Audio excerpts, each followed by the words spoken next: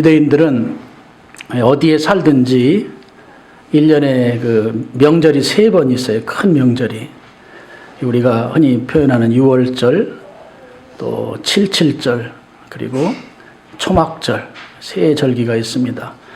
한 3월에서 4월경에 그 6월절이 있고, 한 6월달경에 77절이 있고, 그리고 10월경에 초막절이 있습니다.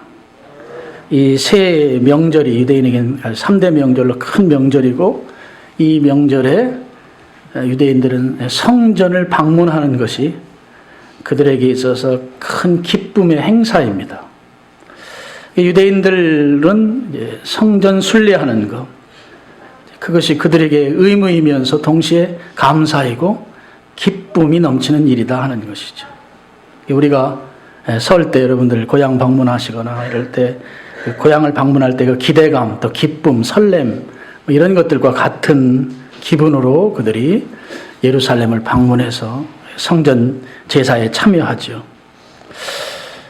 굉장히 기쁜 일이에요. 성전을 찾아가는 것이, 성전 방문해서 예배드리는 것이 아주 기대감을 갖게 만드는 그런 감사한 일인데, 근데 지금 그 예배에 참여하는 순례자들의 삶, 그들의 실상은 실제적으로 상당히 고단한 삶을 사는 자들이었습니다. 외국 군대의 그 침략을 피해서 피난한다고 그러죠. 피난해서 멀리 외국에 나가 사는 사람들, 또 외국에 포로로 잡혔다가 그들에 의해서 본의 아니게 외국에 사는 사람들, 또 돌아와서 살지만 제대로 정착할 수 없는 그런 가난한 사람들, 이런 사람들의 공통점은 삶이 고단하다고 하는 것이죠. 삶이 차별받고 서름 속에 산다 하는 것이죠. 우리나라에 와 있는 동남아 동포들 봐도 마찬가지입니다. 어저께 텔레비전 잠깐 보니까 그 대학교 교수하던 그 고려인이 한국에 와서 그 감 따는 걸 하더라고요. 말이 통하지 않는다, 여러분 보셨는지 모르겠는데 KBS에서 그걸 잠깐 보면서 어떤 그 서름이 있는 것이죠. 외국에 나가 살게 되면. 그렇게 살면서 고단하고 힘들고 어렵게 사는 삶을 살면서 기대가 있는 거예요. 1년에 3번 명절이 되면 내가 예루살렘에 있는 성전 방문하는 이 성지 순례에 대한 그 기대감. 그래서 명절이 다가오면 가까이쯤 되면 이제 시쳇말로 바리바리 짐을 싸서 그 며칠이고 될 그 순례의 길을 그들이 떠나는 것입니다. 그렇게 해서 성전을 향해서 올라가는 거죠. 예루살렘 성은 해발 한 800m 정도 고지에 있습니다. 올라간다, 이렇게 성경이 표현하고 있죠. 그 짐을 바리바리 싸들고 며칠 몇 날을 이제 그곳에서 숙식을 하면서 그 명절을 즐길 그들의 그 순례자들이 성지를 순례하면서 그들이 이제 외치는 소리입니다. 1절, 내가 산을 향하여 눈을 돌리라. 나의 도움이 어디서 올까? 우리 인생을 살면서 이제 가장 크게 드리는 질문일 수 있습니다. 힘든 인생, 고단한 삶을 살면서 나를 도와주실 분이 어디 계십니까? 나를 도와주실 분은 누구입니까? 이 질문에 대한 대답을 2절은 나의 도움은 천지를 지으신 여호와에게서로다. 나를 도와주실 분은 오직 하나님 한 분이십니다. 천지를 주관하시는 하나님, 온 세상을 다스리시는 하나님, 천지를 만드신 하나님, 그분이 나의 도움이십니다. 이렇게 고백하는 거죠. 성전에 오르면서 그들이 나를 도와주신 분은 하나님이십니다. 하나님께서 나를 도와주셨기 때문에 감사합니다. 이런 고백인 것입니다. 그런데 이 고백은 1차적 고백이죠. 왜냐하면 그들의 삶이 지금 고단하기 때문입니다. 힘들기 때문입니다. 서름 속에 살기 때문입니다. 그래서 이들은 이 고백을 드리면서 저처럼 이렇게 힘든 세월을 힘겹게 살아가고 있는데 이 고난스러운 삶으로부터 저 벗어나고 싶습니다. 제 삶의 회복을 주시옵소서 하고 하나님께 부르짖어 간구하는 기도도 되는 것입니다. 나를 도와주실 분이 어디 계십니까? 누가 나를 도우실 수 있나요? 나를 도와주실 분은 오직 하나님 한 분이십니다. 우리 살면서 이해가 안 되는 일들을 만납니다. 그런 일을 당하기도 하고 그래서 억울하기도 하고 답답하기도 하지요. 이런 상황을 지금 노래하는 거예요. 나의 도움이 어디서 올까? 이 억울하고 답답하고 이해가 안 되는 이 상황을 해결하실 분은 누구이신가? 이거죠. 그러면서 이들의 고백이 2절에 나오는 대로 나를 도와주실 분은 오직 하나님이십니다. 그분 의지하면서 간청하는 기도의 노래가 바로 시편 121편입니다. 우리가 신앙생활 하잖아요. 예수님 믿잖아요. 신앙생활 그럭저럭 잘하는 것 같고 또 교회 봉사도 그런 대로 하는데 그런 경우들이죠. 하나님이 나하고 함께 하지 않는 것 같은 그런 느낌, 그런 경험, 그런 상황들을 맞이할 때가 있습니다. 아마 모르지만 지금 분홍이가 그런 심정이 아닐까 하는 생각도 들어요. 내가 그래도 주님 앞에서 신실하게 산다고 살았는데 하나님 나하고 함께 하시지 않는 것 같습니다. 지금 이스라엘 민족이 성지를 순례하면서 순례자들이 지금 그런 상황 가운데에서 부르짖는 거예요. 성산에 올라가면서 명절을 주님 앞에 드리러 가면서 나를 도와주시옵소서. 내가 지금 주님이 나와 함께 하시면서 나의 이 상황을 주님이 해결해 주시옵소서. 간절하게 탄원하는 것이죠. 주님, 내 형편은 이렇습니다. 내 사정이 좀 어렵습니다. 나를 도와주실 분은 오직 하나님 한 분뿐이십니다. 나를 꼭 도와주시옵소서. 하나님이 나를 외면하시면 나는 갈 곳이 없습니다. 하나님께서 나를 박대하시면 나는 살 수가 없는 존재입니다. 나를 도와주실 분은 오직 하나님 한 분뿐이십니다. 나를 도와주세요. 지금 이 고백을 노래로 담아서 그들이 성지를 순례하면서 부르고 있는 것입니다. 그들이 노래로 고백하는 이 고백은 한 가지 우리에게 중요한 특징을 보여주고 있는데요. 그것이 무엇인가 하면 제가 신앙의 줏대라고 표현할게요. 흔들림 없는 신앙의 줏대를 갖고 있습니다. 지금 삶이 고통스러워요. 삶이 답답하고 소름, 외국에 살면서 겪는 소름과 외로움과 힘듦이 있습니다. 그럼에도 불구하고 그런 답답한 상황임에도 불구하고 지금 성산, 하나님이 계신 산, 하나님이 계신 곳을 향해서 나아가고 있는 이 모습, 이 삶의 모습이 그들에게 흔들림 없는 신앙 줏대가 이들에게 보여주고 있다 하는 거죠. 포기할 만하잖아요. 내가 뭐 이렇게 신앙생활 해도 별 재미 못 보는데 내가 뭘 하려고 내가 이 짓을 하나. 충분히 할 만하잖아요.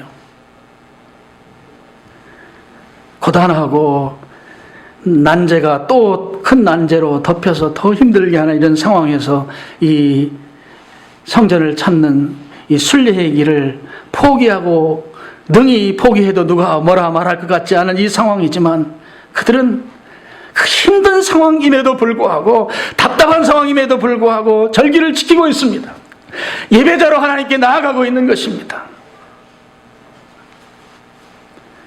내가 지금 사는 삶은 고단하지만 그렇지만 그들은 여전히 성지를 향해서 하나님의 성산을 향해서 나아가고 있다는 것이죠.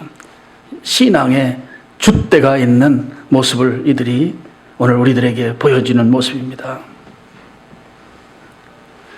상황과 형편이 곤란스럽고 어렵고 답답할지라도 이들이 포기하지 아니하는 하나님을 사랑하는 것.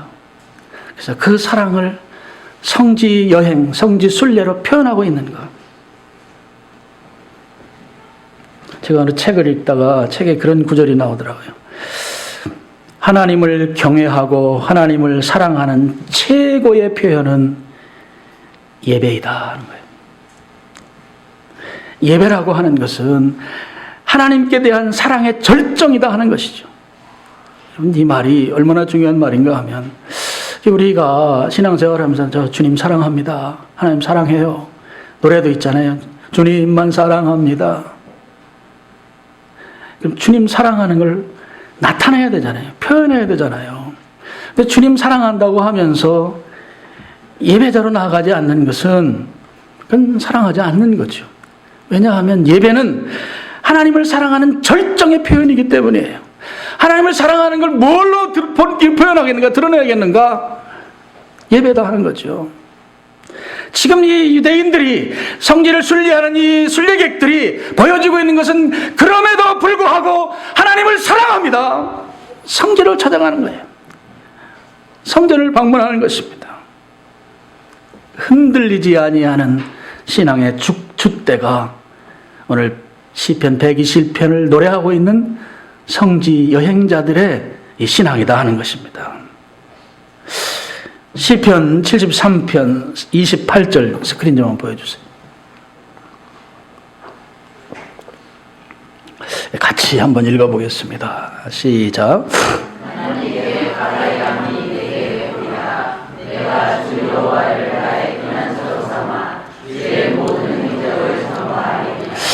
예, 이 말씀에서 제가 빨간 부분, 표현한 부분을 좀 보시면 하나님께 가까이 함이 내게 복이라. 하나님 가까이 한다고 하는 것은 다른 말로 하면 예배자로 서는 걸 말해요. 그게 가까이 하는 거예요. 예배자로 서는 거. 온전한 예배를 드리는 예배자가 되는 것이 하나님 가까이 하는 것이고 그것이 내게 복이다 그랬는데 이 복이라고 하는 히브리 말이 토브인데요. 그렇게 사는 삶이 너무 좋다 이거예요. 너무 좋다. 예배자로 하나님께 나아가는 삶이 너무 행복하다. 그런 표현입니다. 내가 주 여호와를 나의 피난처로 삼아, 피난처 가장 안전한 장소, 주의 모든 행적을 전파하리다. 주님만 자랑하겠습니다. 내가 주님께 예배자로 서서 사는 것이 너무 큰 복일진데 내가 주님만 자랑하겠습니다. 이게 성지를 여행하는 자들의 신앙 고백입니다. 하나님 계신 곳, 구약시대의 개념으로는 예루살렘 성전이 있는 곳이죠. 그곳에 가까이 가는 거예요. 왜 가까이 가요? 제사 드리기 위해서 가까이 갑니다. 예배하기 위해서 가까이 가는 것이죠. 그래서 이 성전 주변에 사는 것, 성전에 있는 것이 그게 너무 좋은 거예요. 그게 복이라고 하는 것이죠. 그래서 삶이 아무리 고단하고 힘들고 어렵더라도 예배를 그들이 빼뜨릴 수 없는 것이죠. 예배의 삶을 통해서 하나님을 사랑하는 그 신앙 줏대를 버릴 수 없는 것이죠. 성지 순례하는 자들이 가지고 있는 이 신앙의 표현인 것입니다. 또 한 구절 좀 보여주세요. 시편 16편 1절과 2절 말씀입니다. 이도 한번 같이 읽어보겠습니다. 시작. 하나님이여 나를 지켜주소서. 내가 주에게 말하노라. 내가 여호와께 앞에 주는 나의 진이시오니 주밖에는 나의 복이라 하나이다. 주님 밖에는 나에게 복이 없습니다. 주님만이 나를 기쁘게 하시는 분이십니다. 이유 여하를 막론하고 사정 형편을 막론하고 주님은 나의 주님이십니다. 주님 밖에는 나에게 복이 없습니다. 오늘 곤고함 가운데 또 우리의 삶 주변에서 일어나고 있는 이해가 안 되는 이런 상황들 가운데에서 우리가 놓치지 말아야 할 이 신앙 줏대는 주는 나의 주님이시오니 주 밖에는 나에게 복이 없습니다. 오늘 우리의 고백이 되어야 될 줄로 믿습니다. 성전을 방문하고 성지를 순례하면서 그들의 삶이 아무리 곤고할지라도 그들이 드렸던 고백은 주는 나의 주님이시오니 주님밖에는 나에게 복이 없습니다. 오늘 우리가 동일하게 고백해야 될 줄로 믿습니다. 하나님께서 우리의 삶을 도우시는데 그 도우시는 하나님에 대해서 이제 3절부터 쭉 설명을 하고 있습니다만 3절에 보면 이런 표현이 있습니다. 여호와께서 너를 실족하지 아니하게 하시며 너를 지키시는 이가 졸지 아니하시리로다. 하나님께서 우리를 도우시는데 그 도우심의 구체적인 것으로 몇 가지 소개됩니다만 하나는 실족하지 않게 도우신다 하는 거죠. 실족한다고 하는 것은 이제 발을 헛디디는 것을 말해요. 발을 헛디디는 것은 알고 디디는 게 아니죠. 내 앞에 수렁이 있으면 우리가 알면 피합니다. 내 앞에 내가 앞으로 가려고 하는 날카로운 유리 조각이 있으면 알고 피합니다. 헛디디는 것은 모르기 때문에 가는 것이죠. 근데 우리는 헛디딤이 헛디딤인 줄 몰라요. 그래서 가는 것입니다. 이 길로 가면 잘 될 줄 알고 가는 거죠. 남들이 그 길로 가는데 잘 됐어요. 나도 그 길로 가니까 잘 될 줄 알고 룰루랄라 즐거워하면서 가지요. 근데 가보니 이러지도 저러지도 못하는 곤경에 취하는 것입니다. 그것이 바로 실족하는 것이죠. 알면 안 가요. 알면 빠지지 않습니다. 모르기 때문에요. 가긴 가야 하는데 가는 길을 알면 그게 헛디고 넘어지고 빠지는 것이라고 하면 누가 가겠습니까? 모르니까 가는 거죠. 그래서 실족을 예방할 수 있는 방법은 하나님이 지켜주셔야 합니다. 여러분, 내일 일을 모르는 거예요. 우리 상황들이 그렇잖아요. 내일을 어떻게 알아요? 오늘 오후도 모르죠. 하나님이 지켜주셔야만 하는 거예요. 그래야 실족하지 않습니다. 시편 121편에는 지켜주신다고 하는 말씀이 6번 반복해서 나오는데요. 히브리 말로 샤마르 이렇게 말해요. 이 샤마르라는 말의 의미가 무엇인가 하면 울타리 쳐준다는 말이에요. 보초 서준다는 그런 의미가 있습니다. 하나님이 울타리를 쳐주신다. 하나님이 보초 서주신다는 거예요. 우리 스스로가 우리를 지킬 수 있습니까? 우리도 물론 좀 의지가 강한 분들은 내가 나를 지킬 수 있다 말할지 모르지만 그것은 교만한 것이죠. 어떻게 우리가 우리를 지킬 수 있습니까? 제가 그저께 뉴스를 보는데 개성공단에 갔다가 이제 폐쇄 조치 내려갖고 이렇게 이제 우리나라에 와서 그분이 인터뷰하는 걸 보니까 그분도 어떻게 이렇게 갑자기 국가에서 이럴 수가 있느냐고 울분을 토하면서 자기들의 협력업체가 어떻고 자기 교회란데 회사의 채무가 어떻고 납품해야 되는데 납품도 못하게 되고 이야기를 하는데 피해가 이만저만이 아니다. 협력업체 이야기를 하면서 그 사람들은 어떻게 보면 하루아침에 다 실직자들이 돼버리는 것이죠. 제가 일부 예배 때도 말씀드렸지만 우리 지금 현대인들이 대부분이 다 채무 속에 살아요. 매달 이자를 내든지 원금과 이자를 같이 내든지 그러고 있습니다. 근데 거기 협력업체에 다니는 사람들 가운데 그 빚을 얻어서 살림을 살든 집을 샀든 어쨌든 그 매달 꼬박꼬박 지불해야 되는 그 금융 비용들을 이제 갑자기 못 내게 됐을 때, 물론 국가가 구제한다고 하지만 그 구제가 온전한 그게 되겠습니까?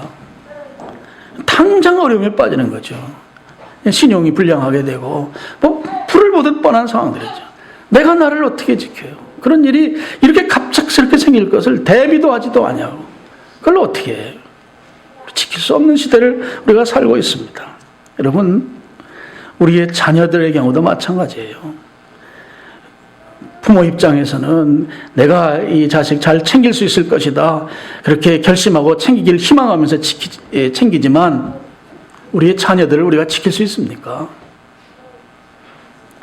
내가 24시간 자녀를 챙기고 함께 동행한다 할지라도 하지도 못하지만 우리의 자녀들을 어떻게 우리가 지킬 수 있습니까?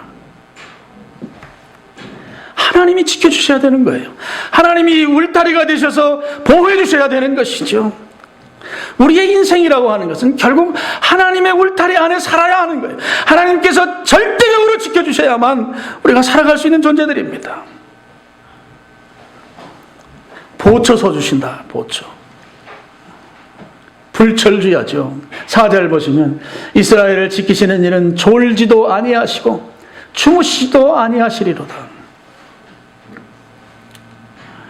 좀 하나님께 죄송한 표현이지만 하나님은 우리를 지켜주시기 위해서 24시간 근무하시는 하나님이세요. 24시간 꼬박 근무하시는 하나님. 우리를 지키시기 위해서 우리가 잠잘 때도 지켜주시고 우리가 조금 어긋난 길에 있을 때에도 여전히 우리를 지켜주시고, 그렇기 때문에 우리가 여기 와서 예배드리는 것입니다.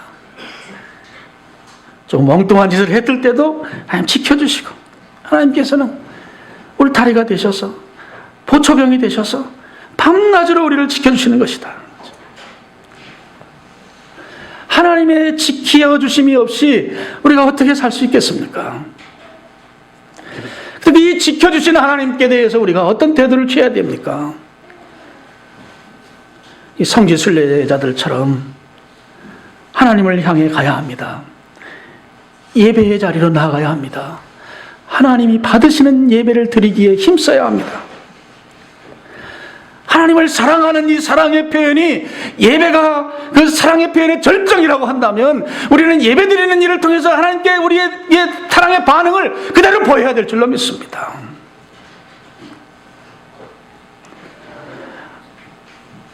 말씀을 정리합니다. 고단한 삶을 사는, 힘들고 고통스럽고 억울하고 답답한 삶을 사는 자들이 그럼에도 불구하고 명절이 됐으면 성전을 향해 가요. 신앙의 줏대가 있습니다.